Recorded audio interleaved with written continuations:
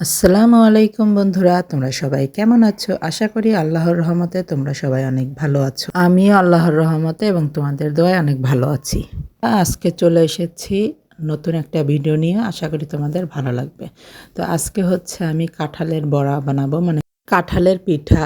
তো এখানে হচ্ছে আমি আতপ চালের গুঁড়া নিয়েছি, এটা আমি আজকে ব্লেন্ডারে ব্লেন্ড করেছি গুঁড়াটা, মানে চালটা।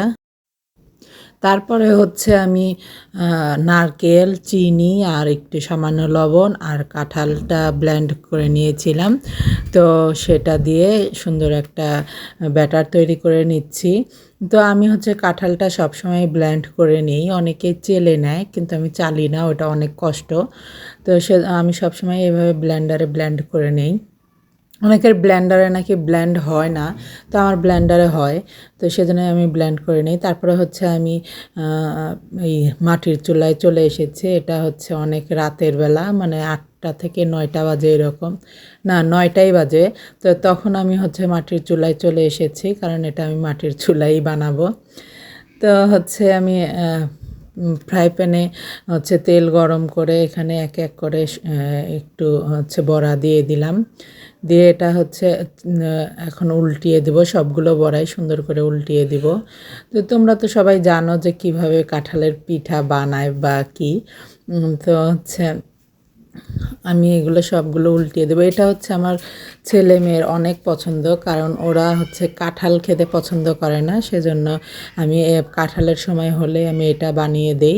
আর আমার গাছের কাঁঠাল আছে যেহেতু, একভাবে না একভাবে খাওয়াইতেই হবে বলো। আর কাঁঠাল অনেক উপকারী। তো হচ্ছে কাঁঠাল যারা তোমরা খেতে চাও না, তারা এভাবে অবশ্যই কাঁঠালটা খাবা, কারণ কাঁঠাল অনেক উপকারী একটা ফল। তো সেজন্য হচ্ছে আমি এভাবে ওদেরকে আমি কাঁঠালটা খাওয়ানোর চেষ্টা করি। তো তোমরাও এভাবে খাবে, কারণ এটা আসলেও অনেক উপকার। তো আমার একবার ওঠানো হয়ে গিয়েছে, তারপরে হচ্ছে আমি এটা আবারও দিয়েছি। আর আমার চুলার জাল এত জ্বলছিল, এত জোরে, যে আমি হচ্ছে কন্ট্রোলই করতে পারছিলাম না। আসলে আমার চুলায় তেমন ছোট থেকে জাল দিয়ে অভ্যাস নেই, তারপরে হচ্ছে এখন শখের বশে আমি চুলায় রান্না করি, আমার ভালোই লাগে। তো এই যে আমার আরেকবারও হয়ে গিয়েছে।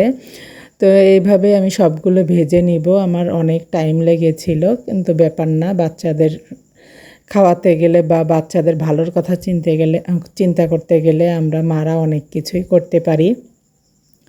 তো বন্ধুরা, আমার ভিডিওটা এই পর্যন্তই। ভালো লাগলে অবশ্যই লাইক, কমেন্ট, শেয়ার করবে, আর অবশ্যই ফলো দিয়ে পাশে থাকবে। আর আশেপাশের মানুষকে ভালো রাখার চেষ্টা করবে, নিজেরা ভালো থাকবে। আসসালামু আলাইকুম।